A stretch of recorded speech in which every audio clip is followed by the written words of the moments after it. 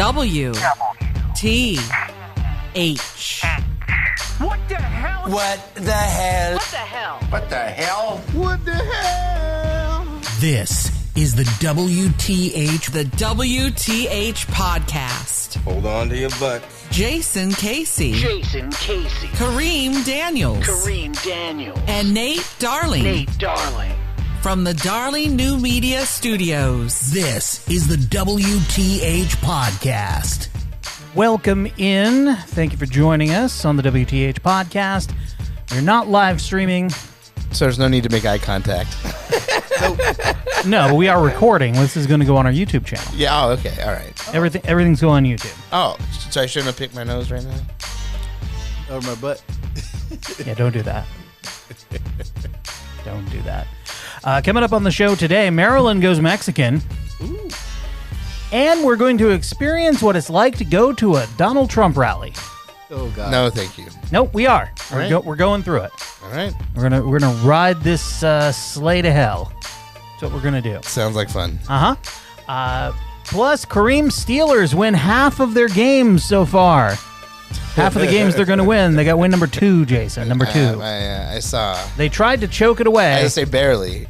They tried desperately to choke it away, but they ran out of time to do that. Yeah. Well, next week. There's always next week. You know what's really weird though is the Chargers play in I think Carson now. The Carson Chargers. Oh man. And Like, how fucking stupid can you be as an NFL owner to move your team to Carson? Like, why the fuck did they? it's temporary. Are they going? They're going to go to LA? Yeah. Still, fuck that shit. Once the stadium is built, they're going to LA, I believe, to share a stadium with the Rams. Yes, the stadium is Gonna have probably 2 about football fields. 3/4 of the way built. Yeah, so they're just like the Giants and Jets share the Meadowlands. They're going to share a stadium in LA. Man, well, we'll see what happens. Yeah, and there were a lot of Steelers jerseys at the game. We're there. Mm-hmm. That's always the case. Well, in Carson. Yeah, they're like a college team. Their No, fans are bruh. delusional about how good they are. No, bro, that's everywhere. No, it is. My dad's a Steelers fan, so Yeah, Steelers fans travel a lot yeah. because wouldn't you want to get out of Pittsburgh? Who doesn't? Yeah. Yeah. So we get all that. Other than that, Kareem, how was your week? I'm getting old. We know.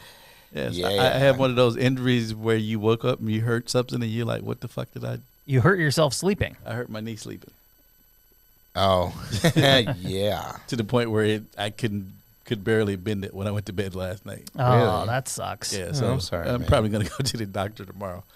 I've been loading up on ibuprofen today, so it feels better now. Than Oh, yeah, it just did. keep it going. Yeah, but yeah, this shit's ridiculous. Ice, heat, repeat. Yeah, ibuprofen. Like, because you don't get the full effect of it for a couple of days. Like, so just keep taking that shit. Welcome to the Old Man Podcast. It's, Yes, we are there. We are officially there. Right when I was a kid, I used to just Oh my God. I could jump around and do somersaults. I could fall down a mountain. And be fine, but no. I went Yeah. to sleep and woke up and could barely walk. The worst thing you can do, and I've done this recently, is start doing math on how long ago something was. Oh, don't do that. and then compare it to when you were a teenager. yeah. Yeah. So Back to the Future is a good example of this. So Back to the Future came out in 1985, I believe, Oh, and they went back 30 years to 1955. If you go back 30 years from right now, it's after Back to the Future came out. yeah. It's 1989. Oh, man. 1989 was 30 years ago. And you start doing math like that, and it's like, oh, God. Yeah, that's Yes. what, yeah. Where did the time go, and Yeah. how did I Wow. waste so much of it? I know. Like, I, know I how- haven't really felt old until last week when that happened. And I'm like, oh, fuck. Yeah. That was the. I felt old since I broke my leg.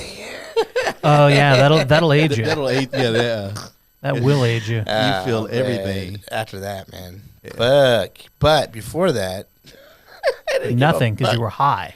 all the time. And I was drunk all the time. Unless I was at work, and it was Tuesday, Wednesday, Thursday, I probably was sober. Yeah. And I've actually hurt this knee back in high school. This particular knee, so Oh shit! So it's coming back on you. yeah. Oh, wait till they start talking about arthritis. Well, you know what it is? It's the low pressure system coming in. I mean, there's rain. Yeah. Jason, what about you? How was your week? Oh, it was fucking delightful, bro. Mm-hmm. It was delightful. I got to spend the whole week with my kids, by myself from 7:30 to 5:30, 6 o'clock. Mr. Mom in it? It was Mr. Mom in it. And today was the last day. The 3-year-old goes back to school tomorrow, starting at 7:30. Oh, my God. I'm just so looking forward to having a hot cup of coffee again. Because I can actually have, like, with the 3-year-old, like, the 5-month-old, the almost 6-month-old, like, it's pretty content usually. Like, you might have to pick her up and place her a few times because she's rolled over a couple of times and is trying to get at something. But the 3-year-old demands constant attention. Yeah, you gotta know where she's at all. And you got to keep her entertained, and you don't want to be watching, cartoons all day. So you have to have other activities. She's a Star Trek fan now. Okay. I've been watching because it's one of those things where there's a lot of episodes of it. I can have it on in the background all day, and it's like fairly like benign. Like it's lasers. Like I'm not worried about my kids seeing lasers. They're not blowing people's heads. I actually was watching El Camino on Friday while she was taking her nap. Like I had this moment where I had like 45 minutes. I took a shower, and I got some lunch, and I had like sat down. I watched about 20 minutes of El Camino, and then she woke up, and then the other one woke up. But while she was up, I was like, "Oh, this isn't the violent one, right?" But like, just as soon as like I have her there, it's really like the camera's falling down, and like you see a dead body, like a woman's dead body, like with her tongue just hanging out, and it's like, she's like, "I don't like this, Daddy." I'm like, "Yeah, no, I'm sorry, kid. I'm sorry. That's not what I expected." So no, but I mean. So it was a lot of. I mean, it was a lot of work. But at the same time, like, What cartoon do you hate now? I don't hate it. Like, I'm fine with it, and we've really limited it. Like, she actually didn't get any cartoons today, because we don't want her thinking that like it's a reward or that it's something that necessarily has to happen every day, because they latch onto that shit. So you have to you let them cry. Like we let her cry. Like if she wants it. Like.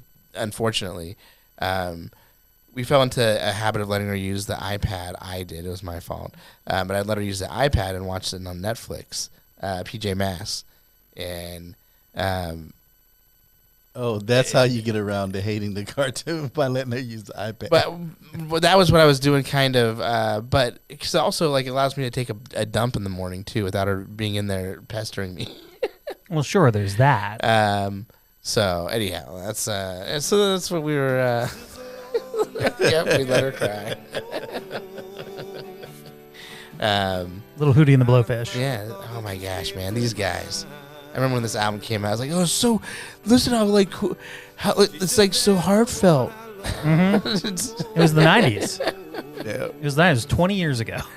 Oh man. More than 20. More than 20. More than 20. It's depressing. Anyway. So that was my week. Good time. Saturday, went to King Kong Brewery yesterday for a 1-year-old's birthday party. Well, sure, that's where they belong. Because the parents were like alcoholics. Where they're like, this isn't for the kids, it's for us. No kidding. Yeah, really. The first birthday is not for this one.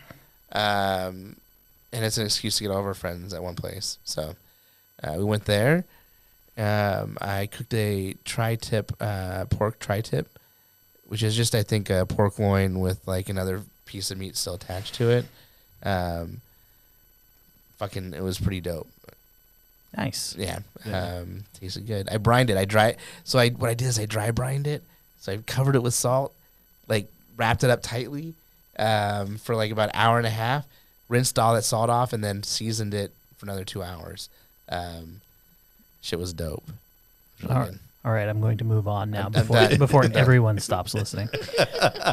I had an interesting week. Of course, the Aftershock Festival was this past weekend, and living in West Sacramento, the river actually works as an amplifier. So the sound of the concert travels down the river and empties into West Sacramento, where I live. And last year, my wife was miserable. She hated it. So this year, she took the baby and went to Reading for the weekend because I couldn't go. I had an event. I was shooting photos at the YMCA S'mores Fest. Oh, dope. So yeah, darlingnewmedia.com. We do a lot of stuff. Yeah, it was interesting, but I did that, and then Sunday I was in here working on the photos, getting those done, and I had a meeting with Brian from the Comedy Spot, who came out here because the only way you can actually talk to Brian is to get him away from everybody else. Yeah. Yeah. Because everybody's just clawing at him. It's like 1,003-year-old. Yeah. Yeah. Just going, Brian. Yeah. So he was nice enough to come out, and we chatted about some stuff, and he was cool enough to put some info about Darling New Media in the Comedy Spot newsletter that goes out every Tuesday. So Oh, cool. pretty stoked about that. The other side of things is, and I knew this was coming at some point in some way. So over the summer, Angels pitcher Tyler Skaggs died at age 27, and a couple months after he died, it turned out it was an opioid overdose. And then there was an article that came out, or the family said, well, there are members of the Angels staff who know about this. And by staff, they mean just office people. It turns out his death may have been tied to an Angels staffer who allegedly told authorities that he'd supplied the late pitcher with drugs. That's according to a new report. ESPN put out the bombshell story on Saturday, claiming to have spoken with sources who say that Eric Kay, the Angels director of communication, confessed to DEA agents investigating Skaggs' death that he'd hooked him up with oxycodone for years. On top of that, ESPN says their sources allege Kay also told the DEA that he'd given the pitcher oxy at least a day or two before the team left for Texas on that road trip. Now, per the report, Skaggs allegedly asked Kay for another installment of oxy on the actual day the team left, but Kay was unable to supply it. This is potentially huge, as Kay also allegedly told DEA agents that Skaggs snorted 3 lines in front of him shortly before his death. Now, while at his hotel in Southlake, Texas, Kay allegedly told DEA agents that Skaggs had invited him over and offered him to partake. Kay allegedly declined, however, reportedly told the DEA that he witnessed Skaggs inhale 3 lines, 2 he allegedly recognized as possible oxycodone, and the third one consisting of a substance he did not recognize. Skaggs was found dead in his hotel room hours later, having choked on his own vomit with a cocktail of substances in his system, including fentanyl and alcohol.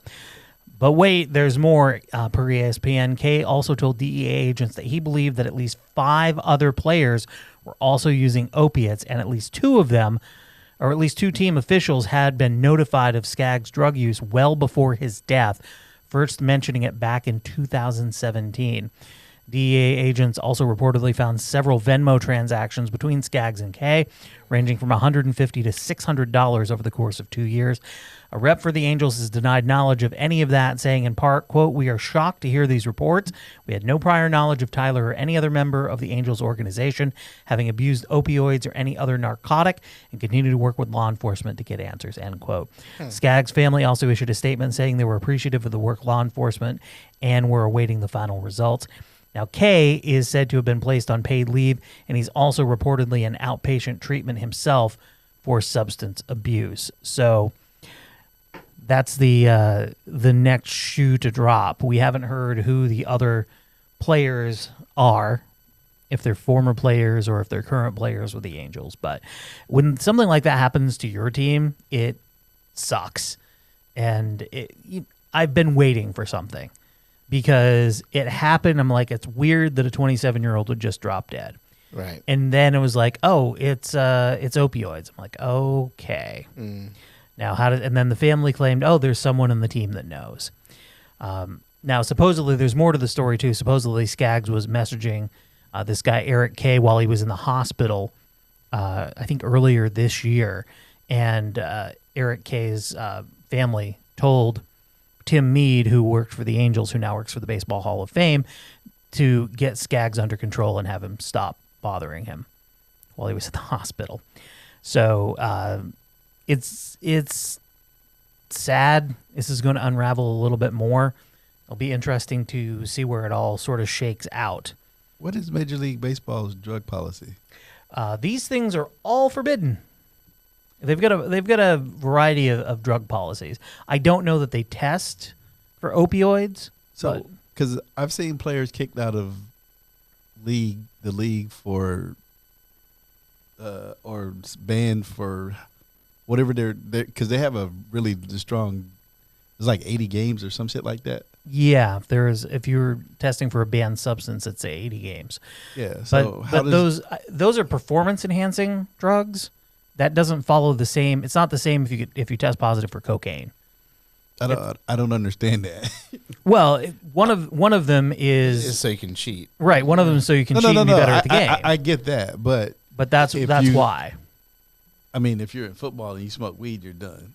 So that's what I'm trying to not. Yeah, because no one in the NFL smokes weed. No, that's not what I'm saying. But what I'm saying is that there are more people. I don't hear any baseball players getting caught for drugs as much as I do football players. I hear them testing positive for PEDs, and I think that's the majority of what they test for. It's probably similar to any other job. Like they probably have to do the performance enhancing drugs like on a regular basis because of the type of drug that is. But then on other ones, it's like at the time of employment, and then if you fuck up or they want to fire you. Like, I mean, it could be that way. I mean, because it is two different things. Like, I mean, it's two different things. Like, one is performance enhancing. Yeah, it's weird. So I mean, it's weird that it's. Like I said, it's. So here we go. Testing for drugs of abuse is administered randomly on the basis of reasonable cause.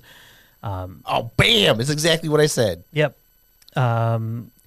Steroids is one of the things that they're testing for, controlled substances as well. So, but if you're coming back off of surgery, you could very well be prescribed an opioid, and it would be perfectly legal. Yeah. To take, and he had Tommy John surgery, so. Yeah. I don't know if that's when he started using, but that's Oh man, they have K2 and Spice listed on there. Yeah, they do test for cocaine, opiates, cannabinoids. So yeah, steroids, stimulants. Yeah. Like I mean, like when I worked for my dad's construction program. I don't know if you guys had this, but when I worked in construction, we had something called the pool program. And basically, what that is you get a letter every 3 months. You know, are you familiar with the pool program? Yeah, right. So you get that letter, and you have to send somebody. At the same time, you don't ever have to send anybody, except for that. Like, you know what I mean? Like that, we just have to send them to that, and that's randomly anybody in the company that's driving that has that class of license. That's pretty much the drug policy for the NFL. Is a pool policy. That's what they're right. But at the same time, we still have discretion with that pool program on who we want to pick. You know what I mean? Like like so. No, I get what you're saying. Yeah, so I just think that it's kind of odd. I don't know. But at the same time, the only time we ever drug tested anybody in the whole company was at the point of hire. Mm-hmm. Or if they fucked up on the job. That's not a regular company, dude. That's but their policies though, their policies like that generally their policies like that drug policies are the same. Dude, their policy is not the same. No, it's collectively bargained by the union and the policy is not the same. League. So are those kind of. No, their policy is not the same. Either way, there's going to be more coming out soon. So another departure, Shepard Smith out of nowhere has left the Fox News channel after 23 years, and apparently it was a big secret. A personal moment now. Gathering and reporting the news has been my life's work. 33 years, the past 23 right here, since the day we launched Fox News Channel in 1996. The opportunities afforded this guy from small-town Mississippi have been many. Fox News has allowed me to travel the country and the world, gathering the facts of the day for you. At Columbine, Katrina, Iraq, Israel, Lebanon, 9/11, and every life-altering event along the way. I've met leaders, heroes, and victims of all stripes. I've witnessed and reported on the events that shaped our reality. Together with my colleagues, we've written a first draft of history and endeavored to deliver it to you while speaking truth to power, without fear or favor, in context and with perspective. I am eternally grateful for the opportunity. For handing me the breaking news reins as managing editor, senior correspondent, and chief news anchor for this network, I am thankful and humble. And he's gone.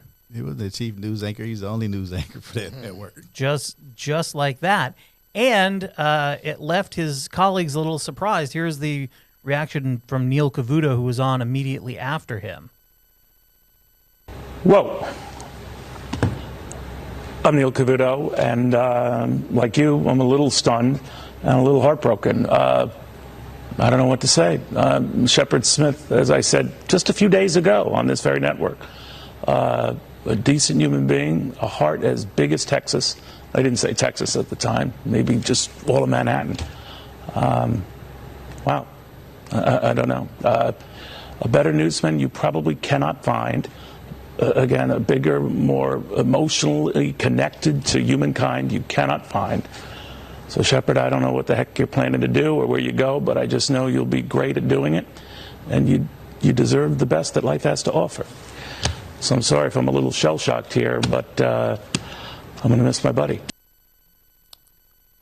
He told no one, at least none of the on-air people. John Roberts, the White House correspondent, did not know. So, bombshell out of nowhere. I'm sure he told his bosses that it was coming, although who the hell knows? Who the hell knows? I love Shep. I'm going to miss Shep. I mean, Well, now I can't watch Fox News Channel anymore. No. All right, so do you think he? Because Shep was one of the people that actually... Well, he was constantly the one that they held up as being an actual journalist, right? right? No. But of all the journalists anywhere, Shep was probably the one who held politicians more to task than any other journalist, period. All right, that's twice he's no-no-no to you, Jason. Are you going to take that? Whatever. Well, his team won this week. He's doing good. yeah, well, sure. That's 2 and 4. Like I said, we're going to win the last 8 of the last 10, so you just go ahead and give me my money. Okay. So the president had a big week. We'll get to the rally in just a second, but this was shared on Twitter with the caption, "Can we agree that no matter what else, this man is just nuts?" I did it, and I did it quickly because we have a great military now. When I took over our military, we didn't have ammunition. I was told by a top general, maybe the top of them all, "Sir, I'm sorry, sir, we don't have ammunition." I said, "I'll never let another president have that happen to him or her." The military had no ammunition.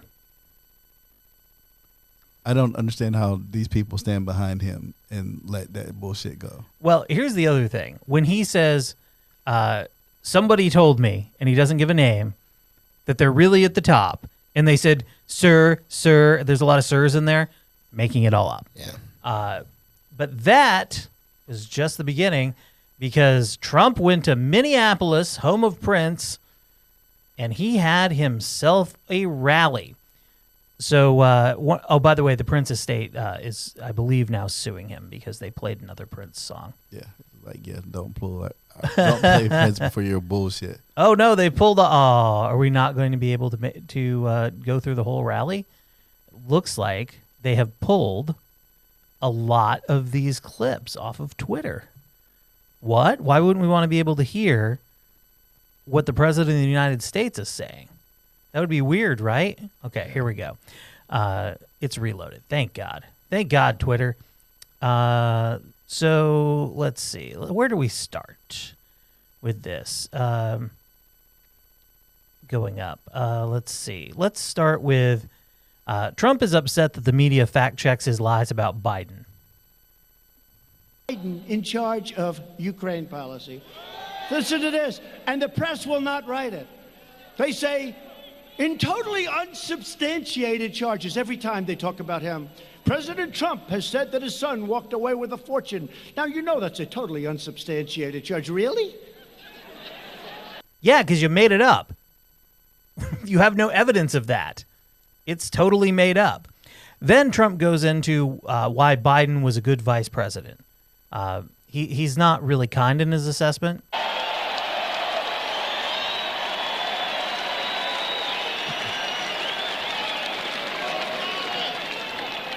And your father was never considered smart.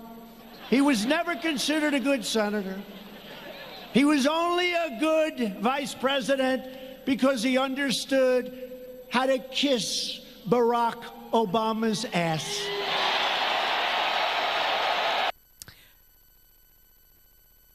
Wow, that's the president of the United States. Yeah.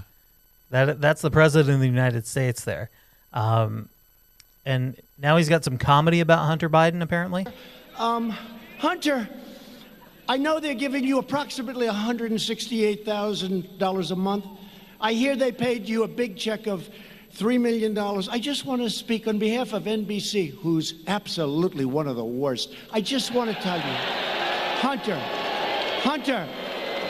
I just want to tell you, I couldn't be happier for you and your family. And I know you don't know anything about energy, and I know it's an energy company, but I think they made a great deal, Hunter.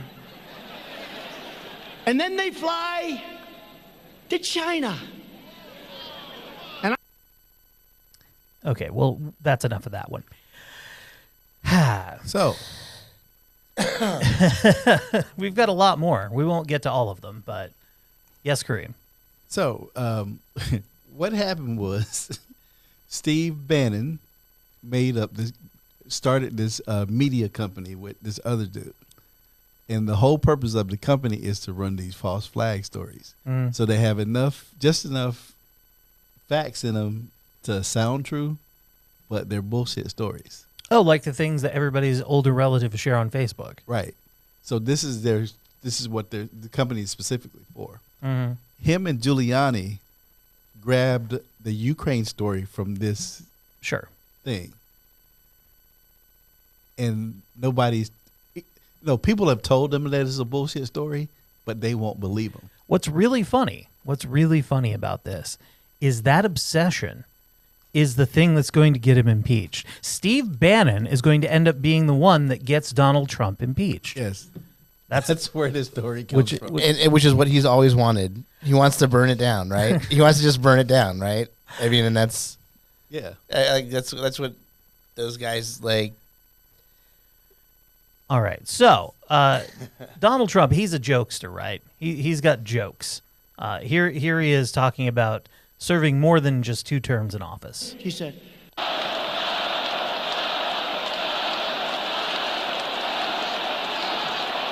to me, I just told him, go, man. He said, President, I can't do it, he said. So I says, President, you've been here now for... Think of it, almost 3 years. Can you believe we're here 3 years? It's we.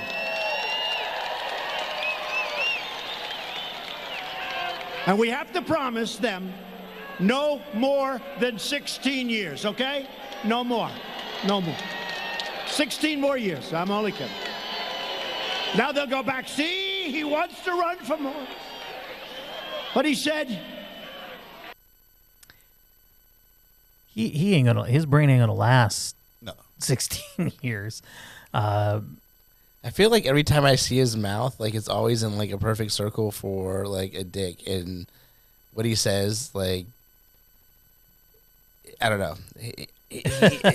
his mouth is just always a perfect circle. I think of that meme. There's like a meme of dicks just going in his mouth. Oh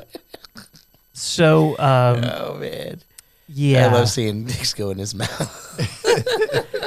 So he's in Minneapolis, where Representative Ilhan Omar is from, and where she represents.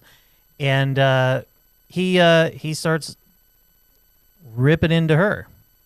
3,000 people died, saying some people did something. Big deal. Some people did something. She pleaded for compassion for ISIS recruits right here in Minnesota. Omar laughed that Americans speak of Al-Qaeda. You remember that tape? Speak of Al-Qaeda. But when we say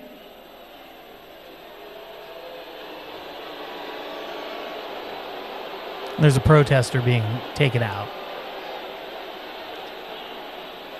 But when we say something about the United States, you just don't say America with any intensity. Remember that? Representative Omar has a history of launching virulent anti-Semitic screeds, whether you like it or not. She's Yeah. But that wasn't the end of it. He went into conspiracy theories about her marital status that he read on a right-wing blog. Here we go with that. all those tangled lies of Omar. Mr. Scott Johnson of Powerline, he wrote some stuff. I can't believe it. Where's Scott? No, you can't. You can't believe it. Thank you, Scott. Honestly, you can't believe it. Thank you, Scott. Thank you, Scott. What a We job. have her figured out. We did. Oh, there he is. Is that Scott? That's Scott. Scott's the only one not wearing a red hat there. Yeah. He's wearing a green toque, and he writes for a blog. The only problem is, Scott, it's incredible talent, much more talented than most of these people that you heard about. The problem is they never pick it up. They don't want to pick it up. But we pick it up, Scott, and the people get it, and we thank you for your great reporting. Thank you.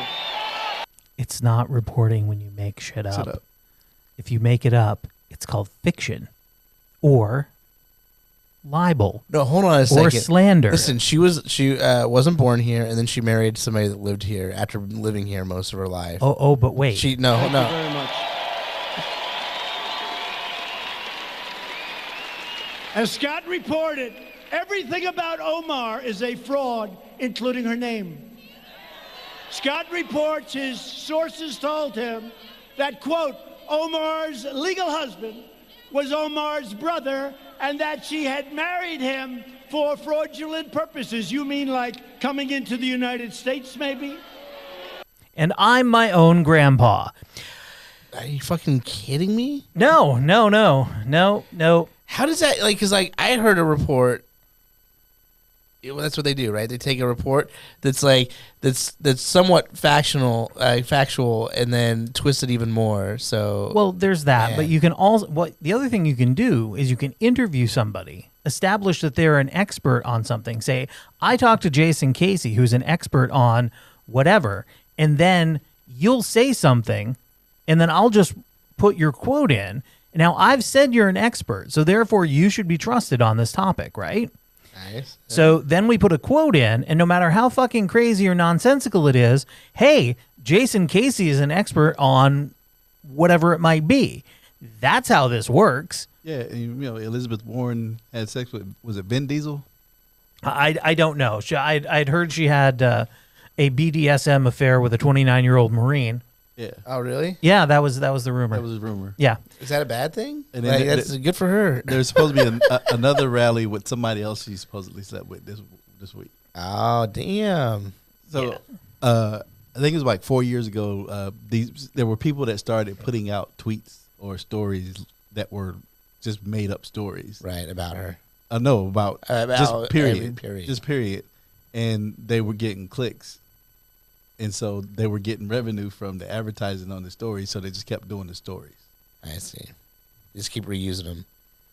No, they just kept making up shit I see. because they Yeah. were getting paid for people reading the shit. And because he has a great understanding of medicine and the military, here is a story about a troop who was he was injured. But I saw these young men, and I gave them their Purple Hearts, and their parents were there crying. And one of them was so amazing. I said, "What's your problem, sir?" My face was blown apart. My nose was absolutely just blown apart. I said, "What's your problem?" He's giving a Purple Heart, and this is his account. I said, "What's your problem?" Not how were you injured? Where were you wounded? What's your problem? He said, "Sir, it's incredible." And I looked at him and said, "That's the most beautiful nose I've ever seen." "What do you mean?" He said, "A doctor worked on my face for 10 hours in the field. He said there were 1,000 fragments." Now, I don't know if that's right, but, a lot. He meant a lot. He said there were 1,000 fragments. He rebuilt my nose with glue.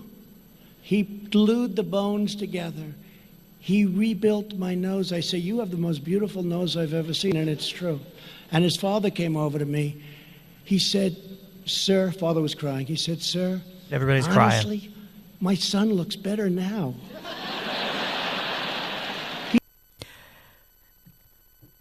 People are buying this. People are buying what he's selling. That's like a bad.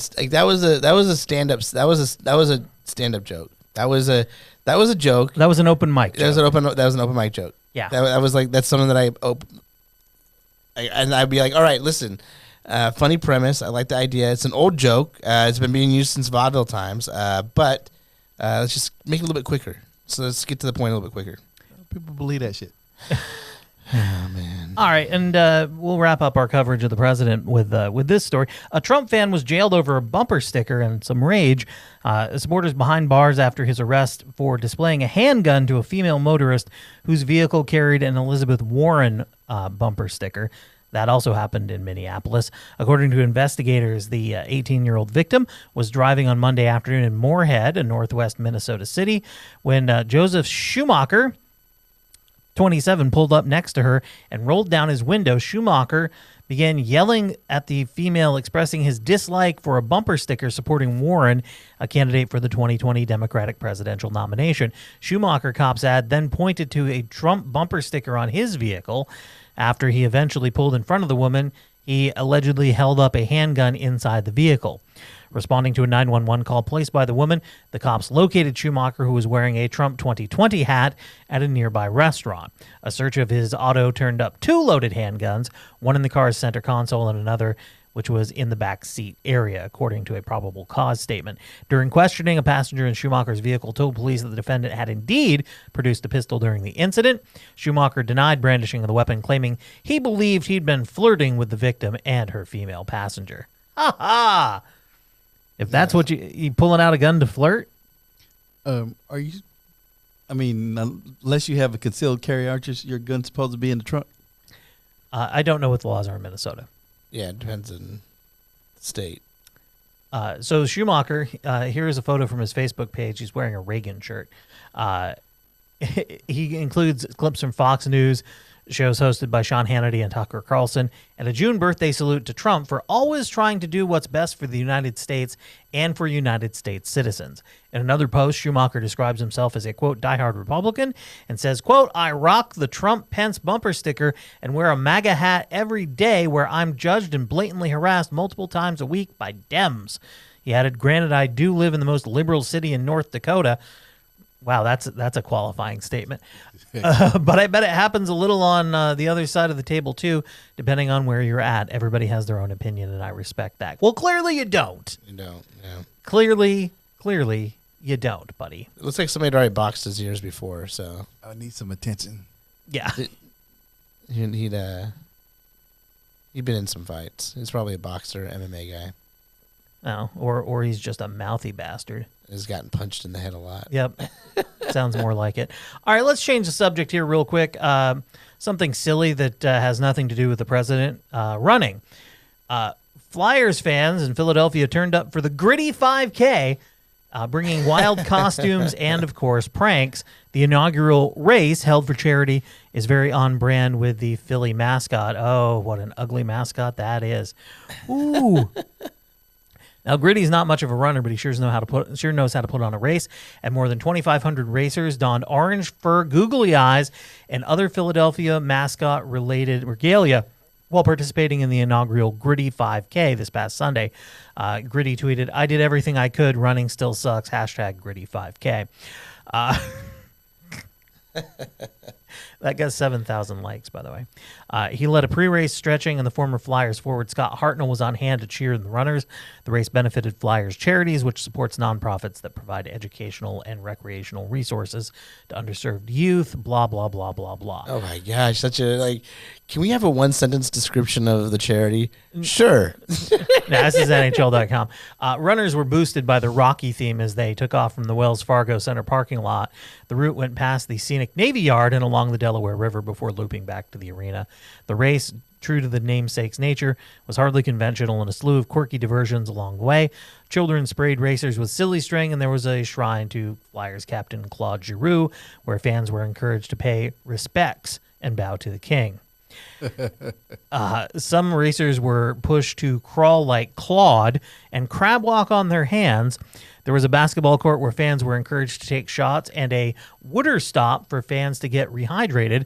At the 3-mile mark, racers were given hot dogs before finishing back at the Wells Fargo Center parking lot.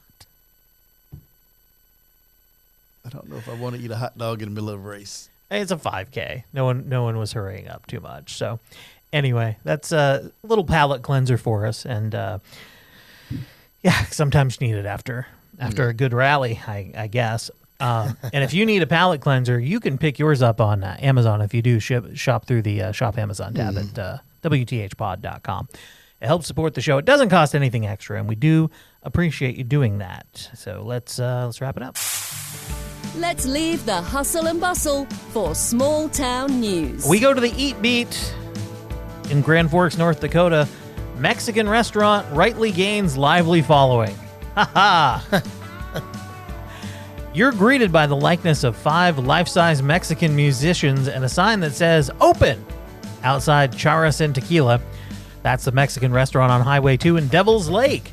And 4 of us who made the 100-mile drive to get there, 100 miles, Jesus, on U.S. Highway 2 went away feeling it was well worth it. She's run out of restaurants in Grand Forks. She must have. That's a 100-mile drive. Right? Well, maybe it's 50 to get there. Or is it 100 miles to get some Mexican food? Or is it a round trip, I wonder? Unclear. The house specials included a trio shrimp dish served with Spanish rice, lettuce, pico de gallo, and guacamole for $19. We agreed with Ann Porter when she said it was nice. Bonnie Cameron was first to discover how nice the unusual low-slung coffee cups felt on cold hands. Before long, Susie Shaft and Ann Porter joined in. We were all enjoying that warmth and coming in from the brisk weather. The Mexican restaurant has gained a lively following in the couple of years since it opened. The food is good, the menu is varied and interesting. Oh, hey. And you get a welcome from statues of 5 life-size Mexican musicians standing outside the door. Once inside, the welcome is unusually warm. The waiters are friendly and helpful, unlike those dicks in Grand Forks.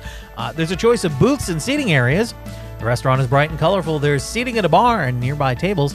And beyond the lounge area, there's more tables in the dining area. The place seems alive with its Mexican music and the lively welcome from staff members.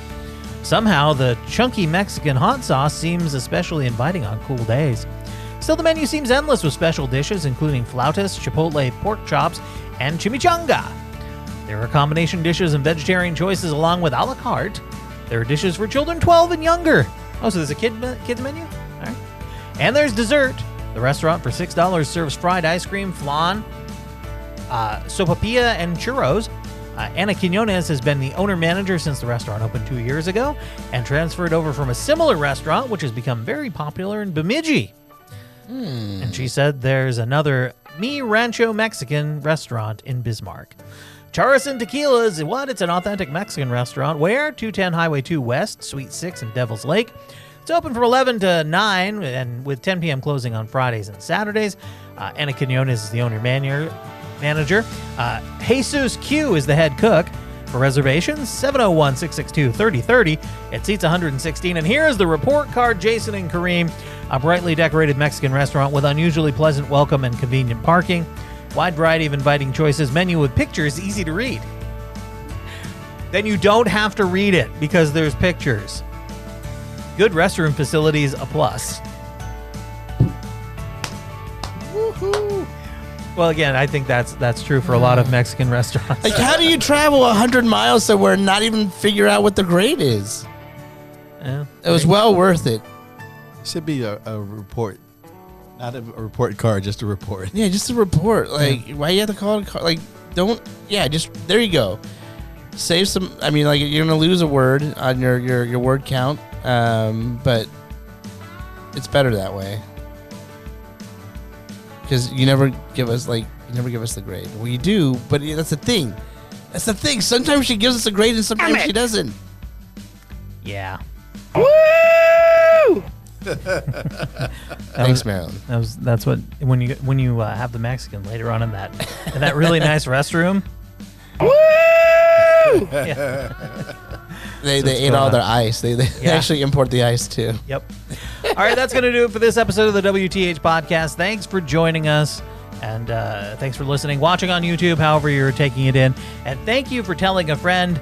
Have a great one. We'll see you on Friday with another fresh new show. Bye.